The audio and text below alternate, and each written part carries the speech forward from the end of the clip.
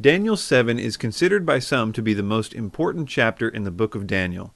Others even consider it the most important chapter in the entire Old Testament for reasons that we will get into later. But certainly one of those reasons is because of its prophetic significance. In Daniel chapter 7, Daniel has a vision of 4 beasts: a lion, bear, leopard, and a, quote, diverse beast. These beasts are identified as kings or kingdoms by the angel who interprets Daniel's dream, starting in verse 17. The question is, which kingdoms are being referred to with these beasts? Most conservatives believe that Daniel chapter 7 is simply a retelling of Daniel chapter 2. In other words, the dream that Nebuchadnezzar had in Daniel chapter 2 of a multi-metal statue, which represented the 4 kingdoms of Babylon, Medo-Persia, Greece, and Rome, are again described here in Daniel 7. I don't agree with that view, but I do agree with them that the 4th beast in Daniel chapter 7 is the kingdom of Antichrist. However, because of their insistence that this chapter, Daniel 7, is simply a mirror image of Daniel chapter 2, they are forced to defend the position that the Antichrist must somehow come from something they call the revived Roman Empire. Because in Daniel chapter 2, the last section of the statue is clearly talking about Rome. So if this chapter is the same as that one, then the 4th beast in Daniel 7 is also Rome. I will be attempting to demonstrate to you that not only is that view wrong and not necessary or implied by Scripture, it could cause many people to miss the signs of Antichrist's kingdom from a geopolitical perspective. For more information on why the belief of the revived Roman Empire is based on a bad exegesis of Daniel chapter 2, please see my video or audio on Daniel 2, which should be linked in the notes. I would also recommend a 4-part paper by Charles Cooper, who is a former professor of hermeneutics at Moody Bible Institute. That paper is called Daniel 2 and Daniel 7, Equal or Not Equal. In the traditional view, the beasts of Daniel chapter 7 are succeeded in time by the next beast. For example, the lion, the first beast, who they say represents Babylon, would be followed after much time by the bear, the second beast, who they say represents Medo-Persia, since Babylon was conquered by Medo-Persia. And then the leopard, the third beast, who they say represents Greece, would conquer the bear after that, and so on. I believe there are significant reasons to challenge this view of the kingdoms being in temporal succession of one another. In other words, to challenge the idea that these beasts in Daniel chapter 7 existed one after the other instead of all at the same time. In this study, I will propose that this vision of the 4 beasts in Daniel 7 is not simply a picture of 4 kingdoms that have come and gone in the past, but rather this is a picture of the 4 kingdoms that will be on the earth at the same time when the Antichrist begins his reign.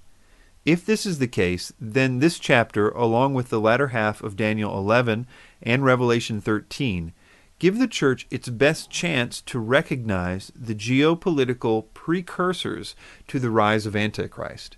A large number of reasons for viewing these beasts as contemporaneous as opposed to successive will be presented in this study, but I will mention a few notable ones quickly so that you can get an idea of the types of problems that the traditional view has. Daniel 7:11 through 12 describe the Antichrist who is thrown into the lake of fire after his reign is completed. Very few conservatives would debate this point. However, after he's thrown into the lake of fire, the mentioning of the previous 3 beasts show that they are still around at that time. In fact, it says specifically that they are allowed to live on after that. It says, "I watched then because of the sound of the pompous words which the horn was speaking. I watched till the beast was slain and its body destroyed and given to the burning flame. As for the rest of the beasts, they had their dominion taken away, yet their lives were prolonged for a season and a time." In what sense can Neo-Babylonia or Medo-Persia be spoken of as living on after the Antichrist is destroyed? Traditional scholars give no compelling explanations for these beasts or kingdoms' presence and prolonging of their life at this point. I will show you why the contemporaneous view explains this verse with many confirmations from Scripture.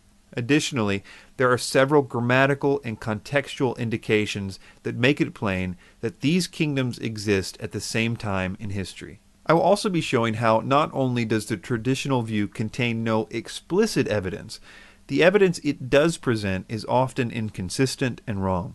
The following then is an overview of the key points that we will find in this vision as understood by what I will call the contemporaneous beast view. There is a dividing of the world into 4 parts in the time just prior to the Antichrist beginning his rule. The Antichrist eventually takes control of one of those 4 kingdoms, which has 10 rulers. He eventually conquers all 4 kingdoms through war and effectively rules the entire world in a new amalgamated kingdom, as seen in Revelation 13, 1 through 2. Antichrist's initial ruling of only a 4th part of the earth is perhaps why in Revelation 6:8 power is given to death and Hades over only a 4th part of the earth. This point is especially important if one understands that Revelation 6 may be one of the most complete descriptions of Antichrist's torment of people before the wrath of God begins. In other words, Revelation 6 would be the perfect place to describe the Antichrist dominion as only covering a 4th of the earth, even though he will eventually subdue all the other 3 kingdoms and control the entire world system, which brings me to my next point.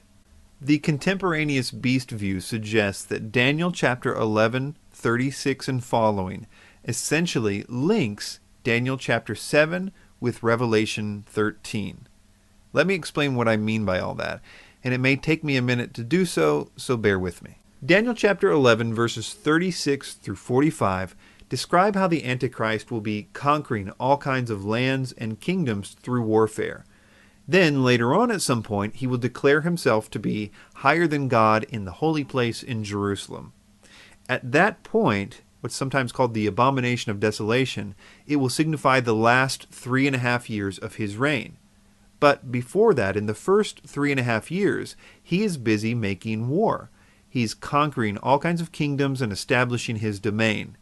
Here is a sampling of the Antichrist's military career during that first 3.5 years as told in Daniel 11, verses 36 through 45. It says, "Thus he shall act against the strongest fortresses with a foreign god, which he shall acknowledge and advance its glory. And he shall cause them to rule over many, and divide the land for gain. At the time of the end the king of the south shall attack him, and the king of the north shall come against him like a whirlwind, with chariots, horsemen, and with many ships, and he shall enter the countries, overwhelm them, and pass through. He shall also enter the glorious land, and many countries shall be overthrown, but these shall escape from his hand, Edom, Moab, and the prominent people of Ammon. He shall stretch out his hand against the countries, and the land of Egypt shall not escape. He shall have power over the treasures of gold and silver, and over all the precious things of Egypt. Also the Libyans and Ethiopians shall follow at his heels. But news from the east and the north shall trouble him, therefore he shall go out with great fury to destroy and annihilate many." All this is perhaps why the book of Revelation says that one of the reasons that the world marvels at the Antichrist is because of his war-making capability. They say of him in the book of Revelation, in Revelation 13:4, "So they worshipped the dragon who gave authority to the beast, and they worshipped the beast, saying, 'Who is like the beast? Who is able to make war with him?'" Now, continuing and trying to explain what I mean, that the verses that we just read about the military career of Antichrist actually connect Daniel 7 and Revelation 13, we need to talk about Revelation 13. Revelation 13 is arguably the chapter that gives us the most detail about the Antichrist. And that chapter starts out this way. It says, "Then I stood on the sand of the sea, and I saw a beast rising up out of the sea, having 7 heads and 10 horns. And on his horns 10 crowns, and on his heads a blasphemous name. Now the beast which I saw was like a leopard. His feet were like the feet of a bear, and his mouth like the mouth of a lion. The dragon gave him its power, his throne, and great authority." This symbolic representation of Antichrist by John in Revelation 13 is a direct reference to our chapter in Daniel 7. The fact that we have a lion, bear, and a leopard all in the same place, and in the context of the Antichrist, is enough to pay attention.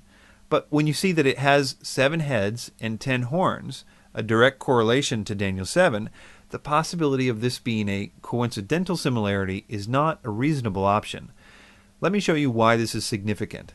If you take the beast way back in Daniel 7, that is, a lion with wings, a bear, a 4-headed leopard, and a 10-horned beast, and you squeeze them all together, if you combine them all into one beast, you would have a 7-headed, 10-horned beast with the characteristics of a bear, leopard, and a lion. Exactly what we see in Revelation 13. In other words, I'm proposing to you that what you are looking at in the first few verses of Revelation 13, when a 7-headed, 10-horned lion, leopard, bear, beast comes out of the sea, is that it's the Antichrist now done with his conquests of the other 3 world powers, and is now the uncontested ruler of the world emerging. Revelation 13 is understood by most conservatives to be the Antichrist's final 3.5 years, not his first 3.5 years. So back to what I said earlier. The view that I will be promoting, the contemporaneous beast view of Daniel 7, suggests that Daniel chapter 11, 36 through 45, which describes the wars of Antichrist in the first 3.5 years, essentially links Daniel chapter 7, the Antichrist pre-wars, where he is only one of 4 powers, with Revelation 13, where he is the uncontested ruler of all world powers. So these 3 chapters sprout out all over the Bible, more or less provide a before, during, and after conquest snapshot of the Antichrist. To say it another way, here in Daniel 7, it gives us details on what to look for in the world just prior to and during the beginning of Antichrist's ascent to power. Daniel 11, 36 through 45 gives us what his conquests of the other powers will look like, and Revelation 13 tells us what it will look like once he has gained complete control. I will now begin to do a verse-by-verse exposition of this chapter. If you would like to read this or see it in video or hear it just in audio, you can go to the website versebyversebibleteaching.com,